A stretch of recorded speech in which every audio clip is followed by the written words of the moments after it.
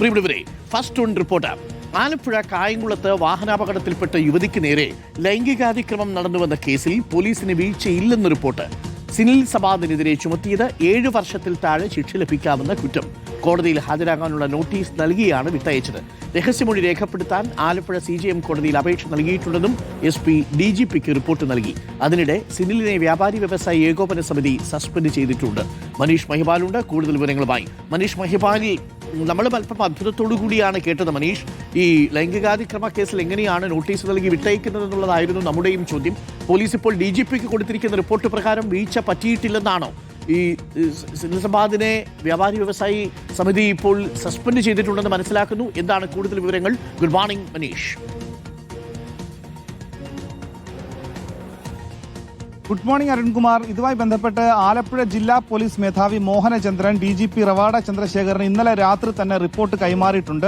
കായംകുളം പോലീസിനെ ന്യായീകരിക്കുന്ന അല്ലെങ്കിൽ അത്തരം കാര്യങ്ങൾ വിശദീകരിക്കുന്ന റിപ്പോർട്ടാണ് കൈമാറിയിട്ടുള്ളത്. നിലവിൽ ഈ കേസിൽ BNS 75-76 വകുപ്പുകൾ പ്രകാരമാണ് കേസെടുത്തിട്ടുള്ളത്. അതായത് ലൈംഗിക അതിക്രമമാണ്, പീഡനത്തിനല്ല കേസെടുത്തിട്ടുള്ളതെന്നാണ് പോലീസിന്റെ വിശദീകരണം.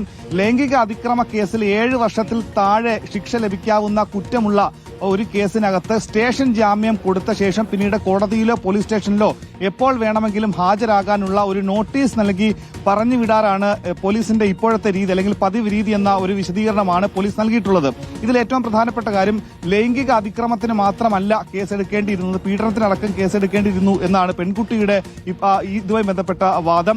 ഇതിൽ പോലീസ് നൽകുന്ന വിശദീകരണത്തിൽ ഇയാളെ സ്റ്റേഷൻ ജാമ്യത്തിൽ വിട്ടയക്കുന്നതിന് മുൻപ് തന്നെ ഈ കേസുമായി ബന്ധപ്പെട്ട് വിശദമായ പോലീസ് അന്വേഷണം നടത്തിയാണ് പെൺകുട്ടിയുടെ മൊഴി രേഖപ്പെടുത്തി പെൺകുട്ടിയുടെ മൊഴിയുടെ അടിസ്ഥാനത്തിൽ മാത്രമാണ് കേസെടുത്തിട്ടുള്ളതാണ്.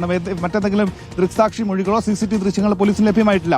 മറ്റൊരു പോലീസിന്റെ അവകാശവാദം, ഇതുമായി ബന്ധപ്പെട്ട അപകടം നടന്നത് രാത്രി 4-ാം തീയതി രാത്രി 12:45 പെൺകുട്ടി മൊഴി നൽകിയത്. പക്ഷേ ആശുപത്രി രേഖ പ്രകാരം അപകടം നടന്നത് രാത്രി, അതായത് കായംകുളത്തെ KPSC ജംഗ്ഷനിലെ അപകടം നടന്നത് രാത്രി 9:30-ക്കാണ്.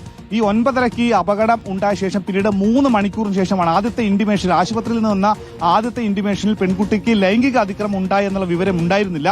പിന്നീടാണ് രണ്ടാമത് ആശുപത്രിയിൽ നിന്ന് വന്ന ഇന്റിമേഷനിൽ 3 മണിക്കൂർ കഴിഞ്ഞ് വന്ന ഇന്റിമേഷനിലാണ് ഇത്തരത്തിലുള്ള ലൈംഗിക അതിക്രമം ഉണ്ടായെന്ന വിവരം ആശുപത്രിയിൽ നിന്നും പറഞ്ഞത്. അതുകൊണ്ടാണ് ഈ കേസുമായി ബന്ധപ്പെട്ട് പരാതി ലഭിച്ച ഉടൻ തന്നെ പോലീസ് കേസെടുക്കാതിരുന്നത്. 4-ാം തീയതി സംഭവം ഉണ്ടാകുന്നു, 5-ാം തീയതി പരാതി നൽകുന്നു, 6-ാം തീയതി പെൺകുട്ടി കായംകുളം പോലീസ് സ്റ്റേഷനിൽ നേരിട്ടെത്തി മൊഴി രേഖപ്പെടുത്തുന്നു. അങ്ങനെ 7-ാം തീയതിയാണ് ഇതുമായി ബന്ധപ്പെട്ട കേസ് രജിസ്റ്റർ ചെയ്തത്. ഇനി എന്തുകൊണ്ടാണ് കോടതി രഹസ്യമൊഴി രേഖപ്പെടുത്താത്തതെന്നാണ് പോലീസിന് എതിരെയുള്ള ഒരു വിമർശനം. ഈ കേസിൽ മോഹനചന്ദ്രൻ കൊടുക്കുന്ന റിപ്പോർട്ട് അനുസരിച്ച് പോക്സോ അല്ലെങ്കിൽ പീഡന കേസുകളിൽ മാത്രമാണ് അടിയന്തരമായി കോടതിയിലെത്തിക്കൊണ്ട് രഹസ്യമൊഴി രേഖപ്പെടുത്തുക. ഇവിടെ അതിനുള്ള കാലതാമസം സാധാരണഗതിയിൽ നേരിടുമെന്നും ആലപ്പുഴ CJM കോടതിയിൽ കഴിഞ്ഞ 10-ാം തീയതി അപേക്ഷ കൊടുത്തിട്ടുണ്ടെന്നും കോടതിയിൽ നൽകിയ അപേക്ഷയിൽ പുറത്ത് കോടതി അനുവദിക്കുന്ന ദിവസത്തെ അനുസരിച്ചാണ് രഹസ്യമൊഴി രേഖപ്പെടുത്തുക എന്നുള്ള വിവരമാണ് നിലവിൽ മോഹനചന്ദ്രൻ നൽകിയിട്ടുള്ളത്. പക്ഷേ ഈ കേസിൽ ഇനി ഇപ്പോൾ റവാഡ ചന്ദ്രശേഖർ പരിശോധിച്ച ശേഷം കൂടുതൽ വകുപ്പുകൾ ചേർക്കാനോ അല്ലെങ്കിൽ നിലവിൽ എടുത്ത നടപടിയിൽ വീഴ്ചയുണ്ടായിട്ടുണ്ടെങ്കിൽ കായംകുളം CIക്കെതിരെ അടക്കമുള്ള നടപടികളിലേക്ക് പോലീസ് കടക്കാനുള്ള സാധ്യതയുണ്ട്. കായംകുളം DYSPയിൽ നിന്നാണ് മോഹനചന്ദ്രൻ ഈ പ്രാഥമിക വിവരങ്ങൾ എടുത്ത് ഈ പെൺകുട്ടിയുമായി ബന്ധപ്പെട്ട വിഷയത്തിൽ റവാഡ ചന്ദ്രശേഖർ റിപ്പോർട്ട് നൽകിയിട്ടുള്ളത്. എന്നാൽ പെൺകുട്ടിയുടെ വാദം, പെൺകുട്ടിക്ക് നീതി ലഭിച്ചിട്ടില്ല എന്നാണ്, കോടതിയിലേക്ക് പോകുമെന്നാണ് പെൺകുട്ടി പറയുന്നത്. താങ്ക് യു മനീഷാണ് വിവരങ്ങൾ നൽകിയത്. എന്തായാലും അതൊരു വൃത്തികെട്ട പരിപാടിയായി പോയി അല്ലേ? ആശുപത്രിയിൽ കൊണ്ടുപോകുന്നതിനിടയിൽ കുട്ടിയെ ലൈംഗികമായിട്ട് അതിക്രമിക്കാൻ വേണ്ടിയിട്ട് ഒരാൾ മുതിരുന്നു എന്നൊക്കെ പറഞ്ഞാൽ നമുക്ക് അങ്ങോട്ട് മനസ്സിലാവുന്നില്ല. കോവിഡ് കാലത്ത് ഇങ്ങനെ ഒരു ആംബുലൻസിലൊരു അതിക്രമം നടന്ന വിവരം നമ്മളൊക്കെ വലിയ വാർത്തയാക്കുകയും വലിയ വിവാദമാക്കുകയും ഒക്കെ ചെയ്തിരുന്നു. ഇവിടെയും സമാനമായ രീതിയിലാണ് നടന്നിരിക്കുന്നത് എന്നുള്ളതാണ്. എന്താണോ എന്തോ ചില മനുഷ്യർക്ക് മനുഷ്യത്വം എന്നുള്ളത് സ്വന്തം ജീവിതത്തിൽ പാലിക്കേണ്ടതായിട്ട് തോന്നാതെ പോകുന്നത് എന്തുകൊണ്ടാണെന്ന് മനസ്സിലാവുന്നില്ല. എന്തായാലും അത്യന്തം നിർഭാഗ്യകരമായ സംഭവം. പോലീസ് നടപടിയുമായി മുന്നോട്ട്.